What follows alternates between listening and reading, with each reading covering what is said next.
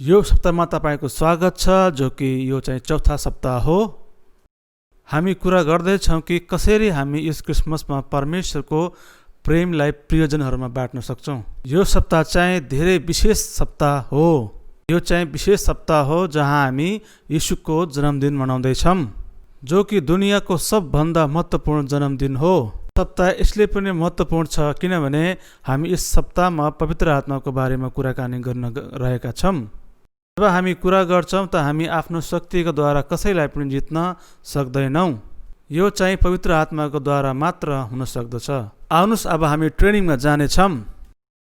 म आज तपाईहरुसँग यो कुरा गर्न चाहन्छु कि हामी अरूहरूसँग परमेश्वर येशू मसीहलाई कसरी बाँड्न सक्छौँ। आज हामी यो विषयमा कुरा गर्नेछौँ कि प्रार्थनाको धेरै ठुलो भूमिका छ अनि प्रार्थनाले मान्छेहरूलाई विश्वासमा ल्याउने धेरै ठुलो भूमिका निभाएको छ। दोस्रो हप्ता कुरा गरेका थियौँ हामीले आफ्नो गवाई अरूहरूसँग कसरी बाँड्ने, कि परमेश्वरले येशू मसीहले हाम्रो जीवनमा के कार्य गर्नुभयो। सबैभन्दा ठुलो उपहार जुन तपाईहरू अरूलाई दिन सक्नुहुन्छ त्यो हो ख्रीष्ट येशू। यसलाई भन्नको एउटा तरिका छ, त्यो हो गवाई बाँड्ने।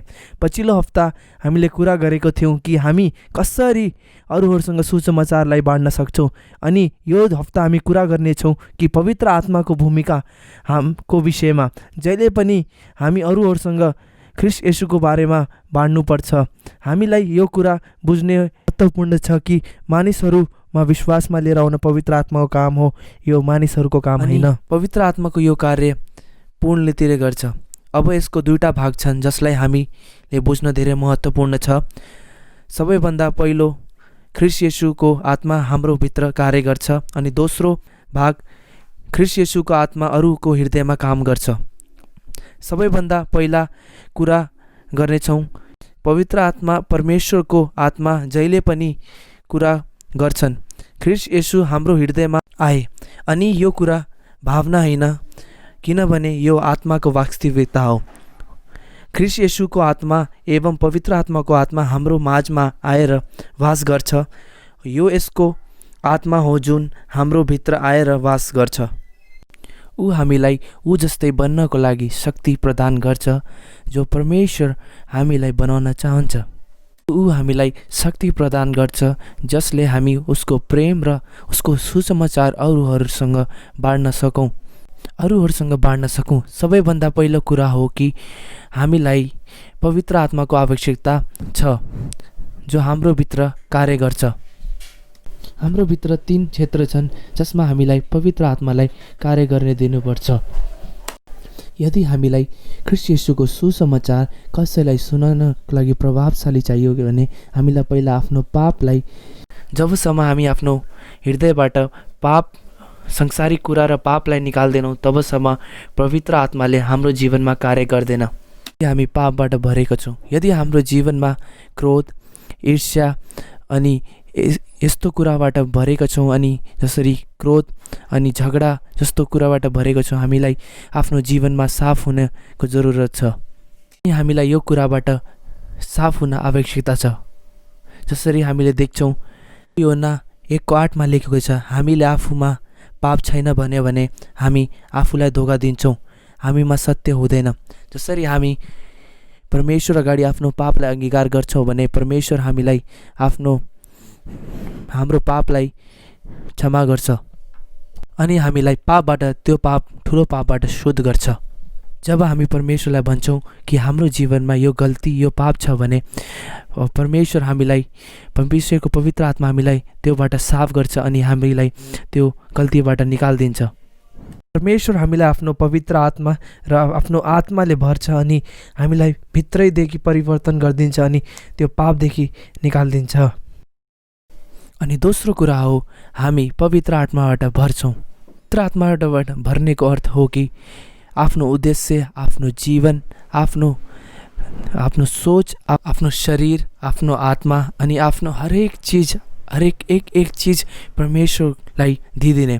त्यसपछि पवित्र आत्माले तपाईभित्र आएर त्यसले कार्य गर्छ अनि ख्रीष्ट येशू तपाईलाई पवित्र आत्माले भरिदिन्छ। हामीले पहिला पनि सुनेका थियौँ कि जब पवित्र आत्मा तपाईको भित्र आउँछ भने तपाई परमेश्वरको ठुलो गवाई हुनुहुन्छ। उसको पवित्र आत्माको द्वारा भर्ने आवश्यकता छ। इफिसियो 5:18 लेखेको छ कि तिमीहरू उसको पवित्र आत्माले भरोस्। म तपाईँहरूलाई भन्न चाहन्छु कि परमेश्वरको पवित्र आत्माले भर्नुहोस्। आउनुहोस् हामी तेस्रो कुरा हेर्नेछौँ कि पवित्र आत्माको अगुवाईमा हिँड्ने। पवित्र बाइबलमा लेखेको छ कि जो पवित्र आत्माको अगुवाईमा हिँड्छ त्यो परमेश्वरको छोरा हो, छोरी हो। जहिले पनि तपाईँ परमेश्वरसँग हिँड्नुहुन्छ भने यो एक बारको कार्य होइन, त्यो प्रति सुबह पनि तपाईँ बिहान उठ्नुहुन्छ अनि भन्नुहुन्छ यो मेरो जीवन हो परमेश्वर, तपाईँ लिनुहोस् अनि मलाई आफ्नो महिमा र उद्धारको लागि इस्तेमाल गर्नुहोस्। तपाईँ यस्तो गर्नुहुन्छ कि मसीह जीवन एउटा एडभेन्चर जीवन हुन्छ। त्यहाँ जानुहुन्छ जता ऊ लिएर जान्छ तपाईँलाई, त्यही कार्य गर्नुहुन्छ जो तपाईँलाई गराउन चाहन्छ, तपाईँ त्यही बोल्नुहुन्छ जो तपाईँलाई त्यो बोलाउन चाहन्छ। तपाईँ त्यो कार्य गर्नुहुन्छ भने तपाईँलाई परमेश्वर अगुवाई गर्छ अनि यसलाई भन्छन् परमेश्वरको पवित्र आत्माको अगुवाईमा हिँड्ने। र त्यसैले पहिलो कुरा पवित्र आत्माद्वारा साफ हुने, पवित्र आत्माद्वारा भर्ने। दोस्रो कुरा पवित्र आत्माको अगुवाईमा हिँड्ने। जब तपाईँहरू आफ्नो जीवन परमेश्वरलाई ख्रीष्ट येशूलाई दिनुहुन्छ भने तब परमेश्वरले अरूहरूको जीवनमा कार्य गर्नुहुन्छ अनि अरूहरूको जीवनलाई बदल्नुहुन्छ। जो अरूहरूलाई मसीह ख्रीष्ट येशूमा लिएर आउँछ। यो कुरालाई हामीलाई बुझ्नुपर्छ, महत्त्वपूर्ण बुझ्नुपर्छ कि यो कार्य पवित्र आत्माको जो 8 अध्यायमा धेरै मान्छेहरू येशू मसीहको पछाडि हिँड्थे तर तिनीहरूले येशू मसीहको कुरा सुनेर छोडिदिए। किस्सा हो कि पवित्र आत्मा अरूहरूको जीवनमा पनि काम गर्छ। हामी भन्छौँ कि पवित्र आत्मा हाम्रो जीवनमा काम गर, भन्छौँ कि ऊ अरूहरूको जीवनमा काम गरोस्। जब तपाईँहरू अरूहरूसँग कुरा गर्न जानुहुन्छ भने तब पवित्र आत्मा उनीहरूको जीवनमा 4 कार्यहरू गर्नेछ। त्यो हो, सबभन्दा पहिलो कुरा हामीलाई यो बुझ्नु छ कि यो कार्य हामीबाट होइन परन्तु यो पवित्र आत्माबाट हो। कहीँ हामी सोच्छौँ भने कि हामीले कसैलाई मसीहमा ख्रीष्ट येशूमा ल्याउनु छ, कसैलाई ख्रीष्ट येशूमा ल्याउन सक्दैन, तर यो पवित्र आत्माको कार्य हो जो कसैको जीवनभित्र गएर कार्य गर्छ। त्यो सबैभन्दा पवित्र आत्माको काम हो। 6 अध्यायमा परमेश्वरको चमत्कार हेरेर धेरै मानिसहरू उसको पछाडि लागे तर परमेश्वरले भन्यो कि मेरो पास कोही आउन सक्दैन जबसम्म मेरो पिता उसलाई मेरो कहाँ लिएर आउँदैन। तपाईँहरू हेर्नुहोस्, यो कार्य पवित्र आत्माको परमेश्वरको कार्य हो जो अरू मान्छेहरूलाई, अरू मानिसहरूलाई आफ्नो कहाँ खिचेर लिएर आउँछ। कार्य हो कि हामी अरूहरूको लागि प्रार्थना गरौँ। हामीले यो सिरिजको सुरुवात गरेका थियौँ कि हामीलाई प्रार्थना गर्न चाहियो, हामीलाई प्रार्थना गर्ने महत्त्वपूर्ण छ। त्यसैले हामीलाई बुझ्नु छ कि यो पवित्र आत्माको कार्य हो। दोस्रो कुरा जो पवित्र आत्मा मानिसहरूको हृदयलाई स्वीकार र तयार गर्छ सुसमाचार सुन्नको लागि। यो धेरै अचम्मको कुरा हो कि म जहिले पनि कुनै ठाउँमा जान्छु या कुनै स्थानमा जान्छु, परमेश्वरले मानिसहरूको हृदयलाई पहिलेदेखि तयार गर्छ अनि उनको हृदयमा पवित्र आत्माले पहिलेदेखि सुसमाचार स्वीकार गर्नको लागि तयार गरिदिन्छ। आत्मा उनीहरूको हृदयलाई पहिलेदेखि हिलाउँछ। पहिला कि हामी कुरा गरौँ उनीसँग कि हामी उनीहरूलाई सुसमाचार सुनाऊ कि परमेश्वर उनीहरूको हृदयलाई पहिलादेखि तयार गर्छ। परमेश्वर उनीहरूको जीवनमा उनी मानिसहरूलाई देखाउँछ जसलाई परमेश्वरको आवश्यकता छ। जसरी तपाईँहरूको साथी, जसरी तपाईँको परिवार, जसरी तपाईँको फ्यामिली, जसलाई तपाईँ माया गर्छ। त्यसैले पवित्र आत्मा उनीहरूको हृदयलाई सुसमाचारको लागि तयार गर्छ। तेस्रो कार्य जुन पवित्र आत्माले मानिसको जीवनमा काम गर्छ त्यो हो पाप, धर्म और न्यायको विषयमा कायल गर्ने, विश्वतव गर्ने। सक्नुहुन्छ कोही पनि मान्छे आफ्नो विषयमा राम्रो भन्छ, म राम्रो छु, म राम्रो काम गर्छु, म धेरै राम्रो मान्छे छु।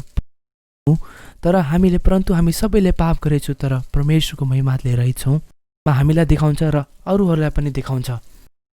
धर्मको विषयमा कायल गर्छ कि साँचो धार्मिकता कहाँबाट पाइन्छ। साँचो धार्मिकता केवल प्रभु येशू मसीहबाट मात्रै पाइन्छ। पवित्र आत्मा उनीहरूलाई देखाउँछ कि केवल येशू मसीह, ख्रीष्ट येशू मसीह छ जसले आफ्नो जीवन सिद्ध, निर्दोष अनि दागरहित जीवन व्यक्त गरेको थियो। उसलाई धार्मिकताको बारेमा कायल गर्दछ, उसलाई न्यायको बारेमा कायल गर्छ। एक दिन आउँदैछ जुन दिन हामीलाई परमेश्वरको सिंहासनको अगाडि उभिनु छ, जो हामीलाई बचाउन सक्छ, जो हामीलाई यो पापबाट बचाउन सक्छ, त्यो हो प्रभु येशू मसीह।